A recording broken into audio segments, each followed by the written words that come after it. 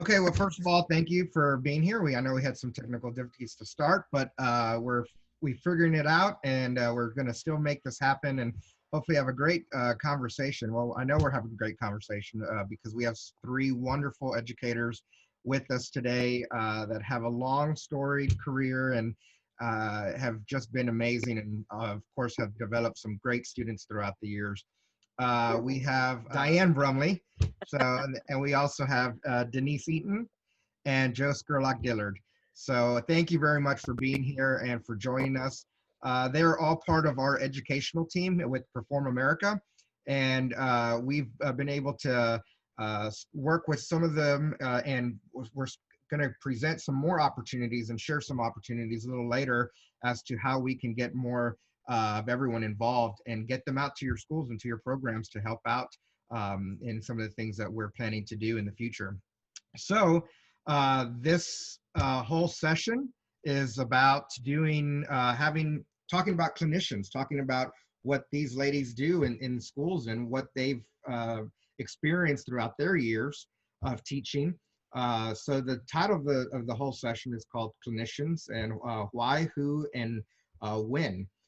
So why don't we start with Dianne. Let's talk about at what point in the process of preparing for performance should you bring in a clinician? That's a really good question because I think there are more than one answer. Obviously, there are the typical pre-UIL clinics when people are wanting you to come in and do a little house cleaning before we get on the stage for UIL. And that's a very different clinic than, for instance, if you brought someone in the fall to help you begin to really establish basic skills. And so I will tell you that in the past few years, I've had some school districts who have used me in that regard, where I would come in the fall and we really talk about basic skills and the sorts of things that we're wanting to accomplish, and then go back a few weeks or months later to see where we are and go on from there, and then get into the UIL rep and that kind of thing. So I think when and where you do a clinic changes the type of clinic. And I think there is value in all of those. Denise, Joe, you'd like to add to that? Well, everything Dianne said, yes. I think that the timing of whenever you bring in a clinician is huge. You don't want to wait till you think everything's fixed or it's too far along, because then if they want to make suggestions that you might want to incorporate, the muscle memory has already taken over. And to me, I mean, I had someone come in once, they were having their pre-UL concert that night, and I was like, this doesn't make any sense. We're doing all these things in rehearsal, and then you've got tonight. To me, the timing is everything. And sometimes the music may not be like totally under their belts, but sometimes that's the best time because they're more malleable. Exactly. And there are some people that say, oh, I just can't, I can't do that. I can't have a clinician. We're never ready until the day before contest or whatever. And I'm going, oh, Lord. You need to work. I don't ever say, I think you need to work on your teaching skills, but it really is important to have someone come in because you need fresh ears. Always need fresh ears to hear something, because you might be thinking, oh, this is sounding really good, and someone else will hear something go, they're missing this, or maybe you need to fix that vowel, whatever. But I think it's always valuable to have a clinician, no matter when. It's valuable. Well, I go in and, you know, I taught for 9 years in Hendrickson and high school in Pflugerville area and Austin area. Chico Portillo, some people know, who was a fine arts director there and now in Bastrop. You know, we brought him in. I'd love to bring him in early, bring people in early. And he always said to me, he's like, it's great to bring people in early because sometimes that helps you develop at an early start. You know, so, or if you bring someone in late, but you've already made all these mistakes early on, then you have to, I'm sure you guys have Well, experienced. then you feel very overwhelmed. Exactly. If it's, you feel like you're tragic, and that's not the case. Yeah. Yeah. And I I- think I- at times Okay. that directors feel like that they're having to give a performance for the clinician, that they're wanting to impress the clinician, and so they want it to be perfect, and obviously that's not the point at all. And I really would love for directors to be able to relax a little bit and allow a clinician to come in and hear the good, the bad, and the ugly, but all of the above, because that's when we really make strides. Mm-hmm. Well, Joe, how do you choose a clinician? How does one choose a clinician? Based on what? Well, I choose one based on if I like their choirs, number one. If I hear someone that has like really amazing choirs, I might want them to come in and help me be that amazing. I also look for someone that I know understands my tone. And honest to God, I wouldn't choose someone to come in that didn't like the tone I use. For instance, if you're doing the English boy choir sound, you don't want me to come work on that because I'm Sure. going bel canto. You have to have people coming in that are like mind. I think that really helps. It's good to have other ideas. It really, really is. And if you want to incorporate that sound into maybe a motet or a madrigal or something, you might have someone come in and do that. But overall, you want someone that's going to be able to address that and address everything else. But typically, someone that I really admire. I mean, like, I've had Dianne, I've had Denise, but they like me. Does it matter to you? Does it necessarily matter to you if you have a male come in to work with your men? I love to have men come, yes, because sometimes they get things out that we're not getting, especially with men's choirs. I can't sing like a man, and sometimes I typically had good boys, and they sounded good, but when I brought a man in, holy Lord, they would change. It would be wonderful. It'd be exciting, and they would get exciting. I think it's good to utilize both. I also think it's really important that it not always be someone that's going to tell you what you want to hear. Right. I think you need to be willing to be challenged a little bit. And I don't mean that in a negative manner at all. I just feel like that you need to be willing to bring someone in that's going to tell you the truth and give you ways in which to improve your ensemble. Right. My college band director said to me, lying to somebody about their group not going to improve their program. True. Why don't we talk about, we're talking about who and, where and kind of the qualities of bringing in someone in. What do you what should you should ask of the groups before bringing in a clinician? What do you ask them? What do you prepare? How do you prepare? Let's go. I think, yeah, I want to talk about that because I think that I don't think directors do their kids a service if they don't prepare them.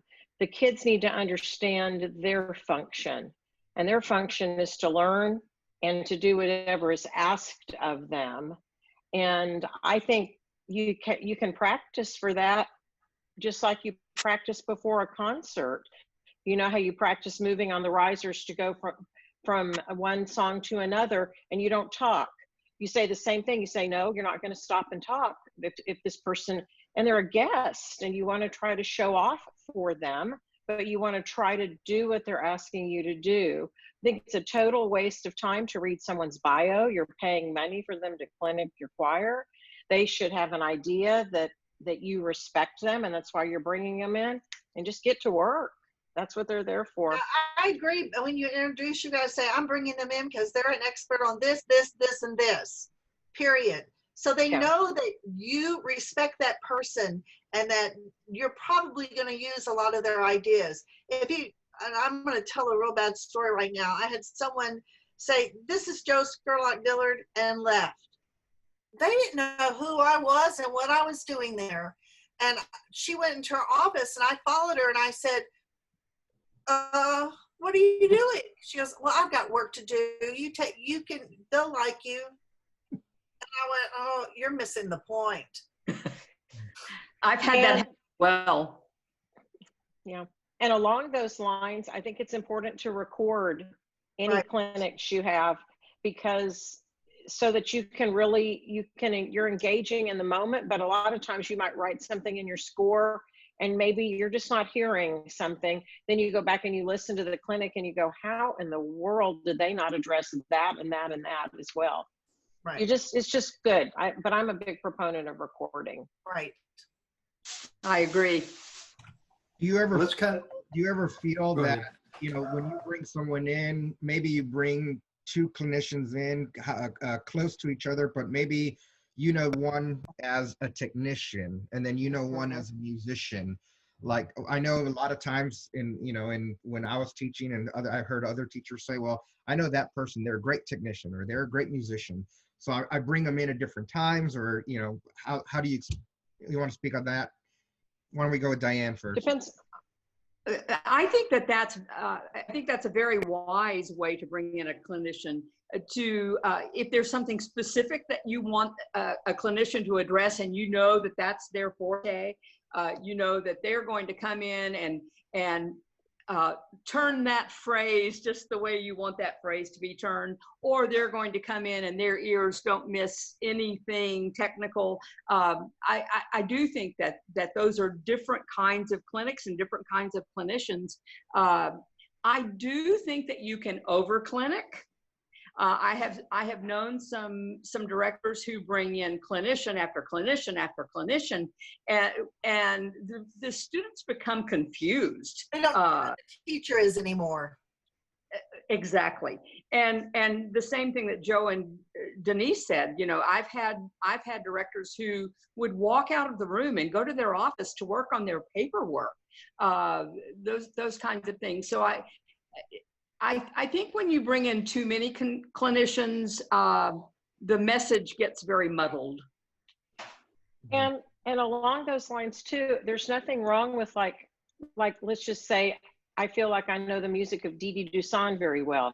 Some people can't do the music of Didi Dusson very well, but I'm not a pro in romantic music. You wouldn't bring me in to do everything. I shouldn't do Brahms, but I could do the Dusson and maybe a Renaissance piece. So sometimes you can bring in different people for different things. I agree. And that I think that's important too, to know what their strengths are.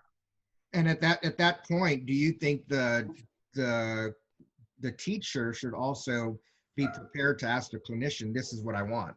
This is what, yes. Instead of just bringing you in and saying, hey, this is the pieces that I'm doing, but should there be some work on basically having the teacher prepare for a clinician?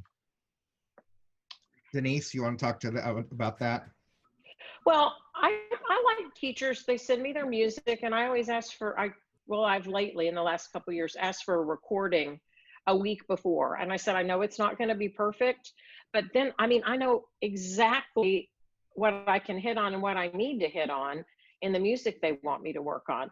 And then I'm not having to waste the time of them singing through it all again. And I like to also have them do their warm-up so I can hear how they're getting the tone they're getting and how they're working on their vowels, or if they are. Yes, I've heard their recording, but it just tells me a lot about what I need to focus on.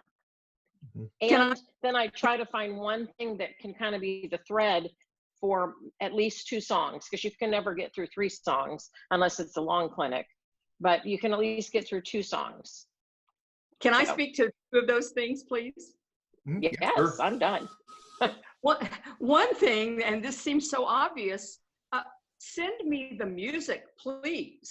I have walked into clinics where I am clinicking cold without having seen, they might have sent me an email that says, oh, we're doing this, this, and this. I know you know those. They'll say something like that. But so number one, send the music to the clinician. But the other thing that I wanted to say about what Denise was saying is oftentimes the director will spend a long time warming up, or a long time rehearsing, trying to fix things before they hand the group over to you. And as we said, they're paying you to be there, and you feel like you're just standing there waiting for them to hand the choir to you. And it's lost time, because none of us get really long clinics anymore, I don't think. Well, Dianne, let's explore that just a minute, and kind of the nuts and bolts of the rehearsal. And you said you're waiting for them to hand the rehearsal to you. Do you have any thoughts on clinics, whether the director should be in front of the group or you should be in front of the group, or is it different at different times, or what? Yes, and that's a great question, Jeff.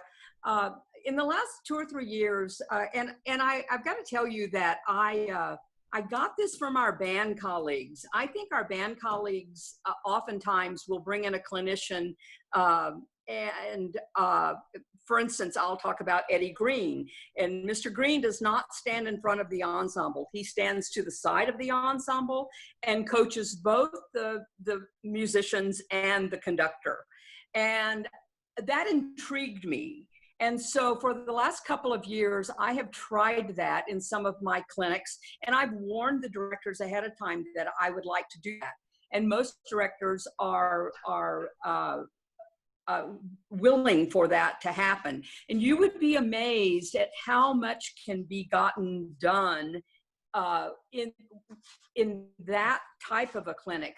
Because as we all know, that oftentimes the director's gesture or lack thereof is contributing to some of the issues. And so it's one thing if I can stand in front of them and get them to do something, but if the director is struggling to make the same thing happen, I find that this way of clinicking is very advantageous for both the students and the conductor and the clinician, for that matter. And that doesn't mean that the clinician isn't going to do any of the conducting, but I have found that to be a very positive way to clinic in the past 2 or 3 years. I agree. I always begin, first of all, I want to hear them warm up, but I always ask the director a brief warm up, just so I can hear how they're approaching the tone. And then I always ask them to conduct every piece, and I stand off and I watch them and the kids, how they respond to the director. Because oftentimes all it takes is for the director to do one little gesture to change everything. And they maybe do not know how to do that. And that's something it's important for us to be able to explain to them why it's not working. Right. And back to the first question, how do you prepare your students? If you have a frank discussion with that director that they're, with their permission, you'd like to do some of that, then when I bring in Betsy Weber, she'd say, you get up here and do that. And I was like, I don't want to. And she said, you do it, because I was terrified to do that in front of Betsy Weber. But anyway, it made a difference if it was me or Betsy. Ken Davis. Yeah. Same thing. Yes, absolutely. Yeah. Well, let's go back to Joe for just a minute here. And Joe, other than a nice bottle of Chardonnay, what does a clinician expect from a host, from a director, when you go work with their group? What do you expect? I've thought about this, and there's, for me, and I don't know about anyone else, but I've learned a lesson. The first thing I want is a contract. Once you have that conversation to when you're going to come and what you're going to do, I want a contract. And typically districts are really good about getting a contract to you very quickly. I worked with tried to work with someone, and we had talked and we came up with a date, and I put it on my calendar. He told me what he wanted me to do. And then I said, well, So send me your contract and I will sign it and we'll continue on. Well, I put it on my calendar and didn't think about it for a while. And about a week before the supposed clinic, I still hadn't gotten a contract. And so I emailed him. I said, I still have not received a contract. And I was supposed to do an in-service. And he goes, oh, I'm so sorry. I forgot to tell you, my principal canceled that. And I said, and I'm so sorry. I gave up 2 other opportunities because I put this aside for you. And he just looked astounded that I was upset. Mm-hmm. It's really important that once we decide on a date that we have a contract so we can, this is what you said. And I know that sounds picky, but I learned a lesson. I did. And well, in this day and age, I'm sorry. In this day and age of the contracts and school district red tape and all that kind of stuff, it's That's just true. As a former fine arts director, I can tell you, it's just a lot of time school districts don't even know their own processes. Some of those contracts are so daggum long with all the paperwork. We got one recently. It was 20 pages that I had to go through. And so it takes a while, and sometimes you can't figure it all out, and we need time to do that. So that's the first thing I want from the director. The next is, as everybody said, music. I want to know the titles, and sometimes I already have the scores, and that's easy to pull up. But if I don't, I want them to send me the scores. And I like real music simply because a lot of times there are notes from the editors or from the composers or something, or program notes. And I like to be able to, if it's a new piece I don't know, I like to see that. Yes. A lot of times they just send you a PDF and they don't send all that information. So you're thinking, oh my God, I've never seen this piece of music before, I need some help. I think it's really important. I also like to know what the makeup is of the group. I want to know if they're pretty advanced or they're not. I need background material. I think it's important for us to know what we're walking into. I don't care who they are or what kind of school it is. I'm going to go, but I want to know what their level is so I can think about how I'm going to talk to them. Yeah, and we have a question from Eric here. He says, so what is your ideal length of time for a clinic? So example, he won't be agreed unless it's a certain amount of minutes in length, or is there, Joe, why don't you take that, or whoever would like to start? It depends. I mean, it depends on what all you're doing. And honestly, unless it's a group preparing for TMEA, I think sitting with a clinician 3 hours is hard for kids. Yeah. Yeah. Unless there's some kind of activity in between that you can break it up enough. I mean, I've done them, but boy, it is taxing because you're having to perform for 3 hours. It's hard without a break. When you're preparing for a convention choir or something, most of the time those kids can stand it, but it needs to be broken up. It really does.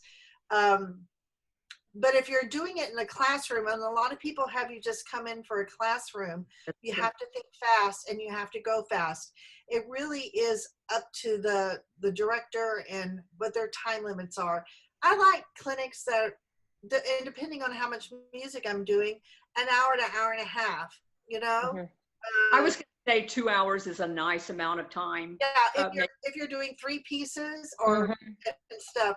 But boy, when someone says, I want you to be here, and I'm getting my kids out of class, and you're going to be here for 3 hours for this choir and 3 hours for the next, I was, oh my God, I need a nap. Well, and I think start today. I think in years past we were more there were more opportunities to maybe have 3-hour clinics, and now oftentimes if you get them for just their class period, you're doing good. Mm-hmm.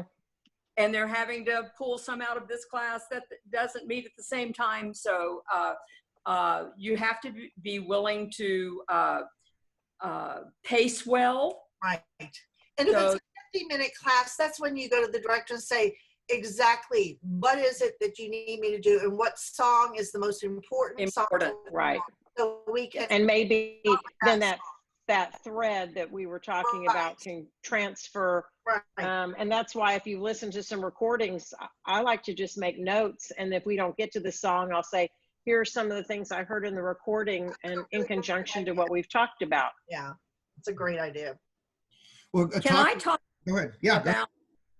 about, I was going to say about when clinics happen. I've a couple of times been brought in like the day before spring break. Oh yeah, that's a good one. Yeah. You know, the kids really do try to focus, but it's so difficult to do the day before a holiday or the day right after a holiday. Yeah, the Monday after spring break. Those are difficult times. And then sometimes immediately after school is tough because they're tired.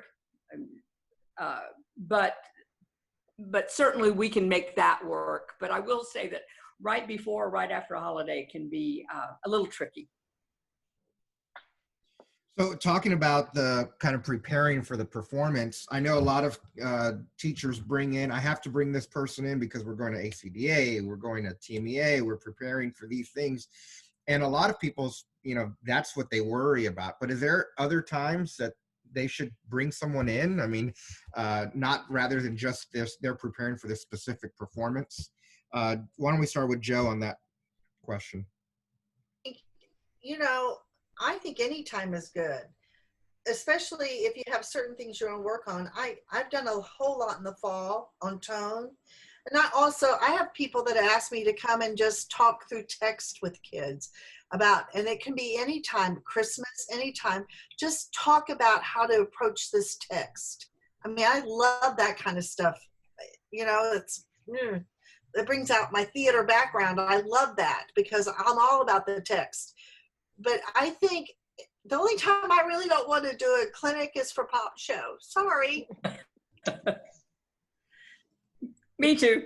I think too, I loved to bring in someone in the fall. In fact, I had a go-to. I would bring in Amy Alabon every year, and she would spend the whole day. She would work with sub non-varsity women, I mean, every single choir, and she would do sound things. And then we keep the chorale men and women in the evening. I mean, she'd literally be there all day. But the thing was it was a great picture into what the kids could possibly grow to. It was good for me. It was good for my co-directors. And it gave the kids, I'm telling you what, those younger kids felt like they were rock stars because we were bringing someone for them.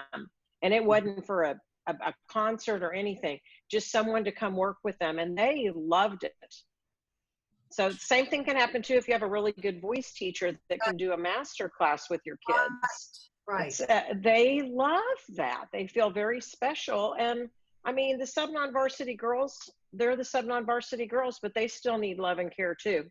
So can we go back one more thing I thought about, the things that we need in a rehearsal for a clinic? If the director, if you're doing accompanied music, you really need an accompanist there. Yes. Good point. The director doesn't need to be sitting at the piano, number one. And if it's all a cappella, someone needs to be there. If you need to wait for to get to the piano and play, we know that's a mistake. And it's important to have that person there that's going to follow you. Yes. And be with you and be there to pound a note out if needs to be. But the teacher, the director needs to be watching. And I know that sometimes it doesn't work out and the director has to sit at the piano, but it really is important. And especially if you're working on an accompanied piece. Yeah. And preferably the accompanist you're going to use for that piece. Well, we're getting close to wrapping up here. We've gone quite over, of course, we know why, and that's okay. But just a couple of last questions here. I'm gonna start. We're gonna stay with Joe for a minute here on this one, and then you can all share because I know you have some to share. Share with us some of the best and some of the worst experiences you've had when. Well, the worst experience was the one where the teacher literally walked out and just wouldn't. And I followed her and I just said, you're missing the point. You should be here too. She goes, well, I really just have too much work. And I really wanted to work with the girls. So I went and worked, and, you know, and they really tried very hard to work with me, but for what good was it? Because it probably nothing carried over anyway. I've had lots of wonderful moments, lots, but I'm going to go to the very last one. One of the last ones I had, I was working with a ladies choir, and they had an amazing accompanist there, and the teacher had conducted and I had conducted. We went back to do everything again, and we had talked about, and I can't remember what the text was, but it was something really beautiful and real girly. It was, you know, real mushy, so we could really get into it. And maybe it was, I don't remember what it was. Anyway, so we're talking about it, and we're conducting, and everybody's getting, the accompanist is playing, and everybody's really into it. And I'm looking up, and the girls are weeping and crying. And when we get finished, they're just like, oh my God, we just had a moment. And I turn over to the accompanist to thank her, and she's weeping and crying. And I went, oh, are you okay? She goes, I have never been so caught up in what the girls were singing ever. This was amazing. And I thought, oh my God, can I take you home with me? It was really that moment where all minds, I looked at the director was crying, the assistant director was crying. It was just that moment where all the worlds collided, and it just was, it was great.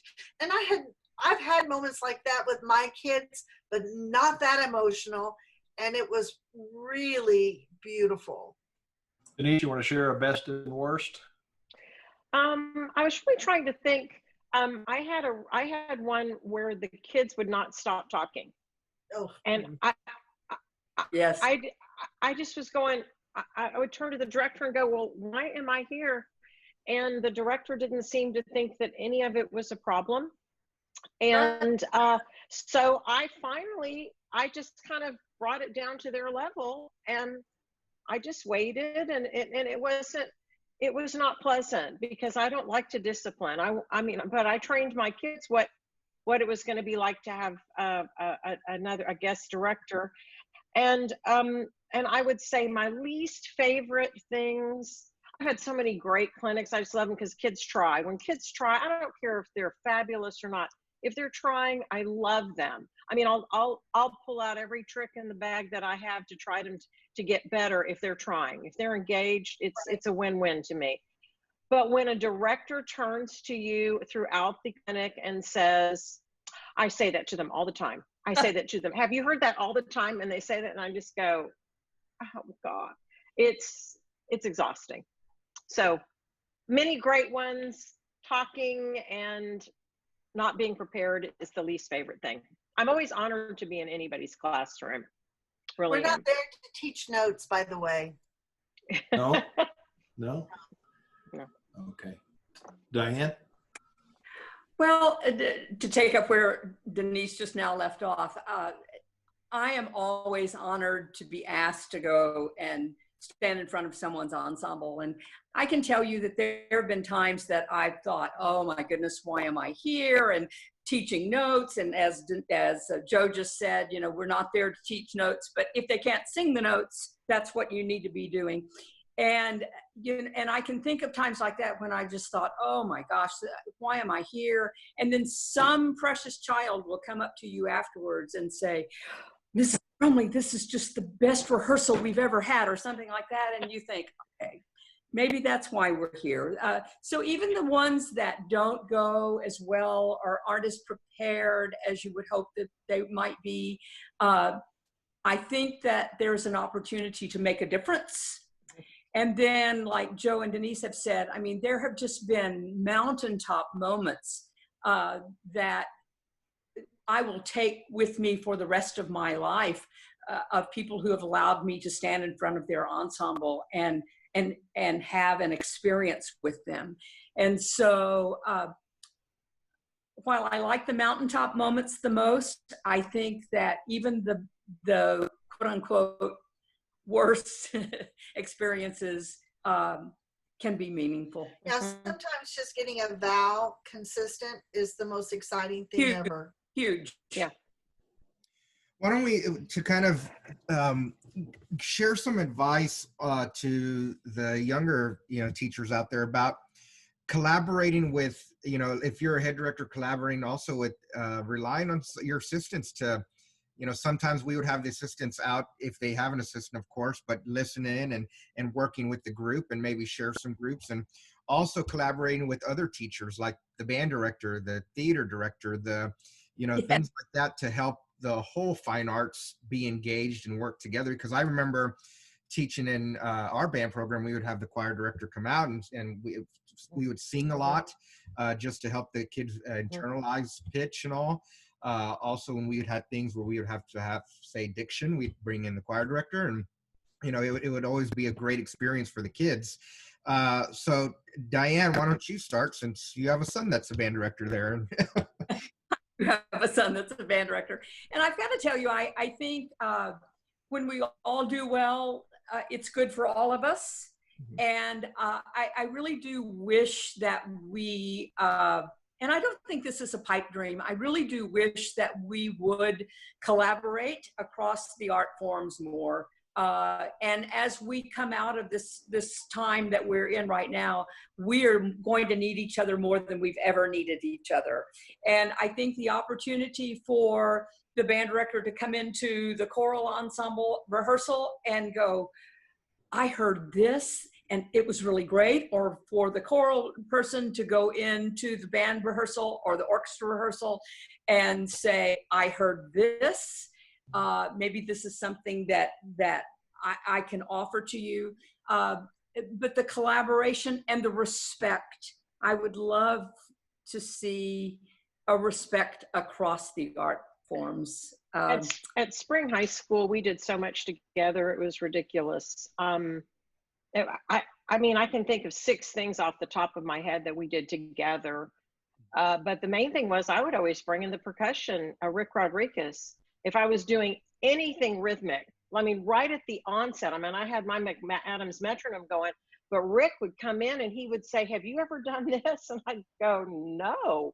Will you teach my kids how to do that? And they loved it. And the respect between us as colleagues was evident to the kids. And therefore, if a band director said something to a choir kid, there was never any, and vice versa. And we always worked with our bands on singing too. Yes. To vowels and lift the soft palate. Yeah, we at Reagan, we really worked well together.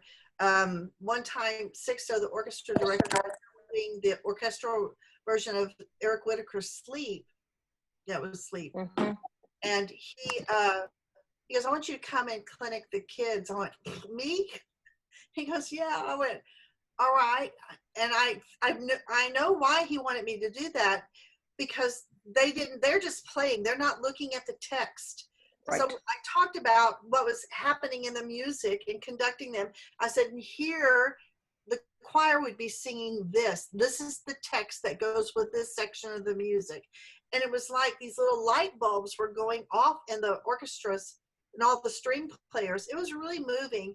And the band would have us come in and work on vowels because they would relate it to the sound that was coming out of the horns and stuff with their embouchure, and how the singers make their vowels with their lips and things. Yeah, I think it's really, really important. And being involved with your theater department is, well, first of all, it's a blast, but it gets those theater kids involved, and then it gets your choir kids involved in the theater too, and they become better performers. I just think to go across the board is awesome.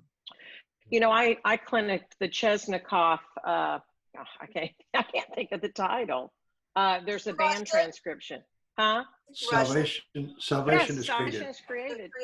And Gabe asked me to come in. I said, I don't know what to say. Well, I knew a lot what to say. Right. I said, you sounds like your march. And it was all about text, and it was matching. And I conducted it at UIL. I conducted them at UIL. She also conducted percussion at Midwest. I conducted a percussion ensemble at Midwest. What is up with these band people? And it was a hard piece. It was so hard. the third band director had something in 3/4, and mine was multimeter, and I had to give therapy to the oboist who was having reed issues. I mean, it was exhausting, but I did it. Well, So, Denise, why don't we start with you? And why don't we end with just if you were to share, because I know you all work with so many young educators and even collegiate students that are student teaching and doing this and that, going to the schools. What would be your nugget of just knowledge to share with them? Why don't we start with Denise? as the teacher, As a teacher, as a teacher to share, you're gonna basically your knowledge. If you were from your entire journey that you've experienced, what would be that little nugget? pick the best music for the kids in front of you that they can be successful on, and know your score like the back of your hand. Then that takes care of all of the behavior issues and all the other things that come along with it. It's score study and selection, I think, when it all boils down to it. And have a sound in your head. If you don't have a sound in your head, don't do warm-ups. Just focus on vowels. Mm-hmm. That's my nuggets. That's your nugget. And pick something the kids can do. It might not be. I asked one teacher one time, I said, why are you doing this? She goes, I heard the Mormon Tabernacle Choir singing, and I just loved it, and I want my choir to sing it. I said, and do you think you have enough kids to sing this piece the way you want to hear it? And she went, no. I said, then I wouldn't be doing it. I would pick something that your kids can be successful on. Yeah, it's great to challenge them, but you want them to be successful too. My other nugget is ooh fixes everything. The ooh vowel fixes everything. Dianne? The choir people understand that. So my nuggets, you are the adult in the room, and sometimes we forget that. And the second thing is you cannot teach what you don't know. If you don't know it, you can't teach it. And so that goes back to what Denise was saying. The amount of preparation that it takes, and I know our lives are busy, but you cannot teach what you don't know. And you can't teach what you don't reach. So you have to reach them before you can teach them. But I just thought of that one too. Well, but thank you all for having us. Definitely. Thank you for being on here and sharing your just knowledge and experiences throughout your time. And of course, everything that you'll continue to keep doing for music education. We're happy to have you. We're happy to host this.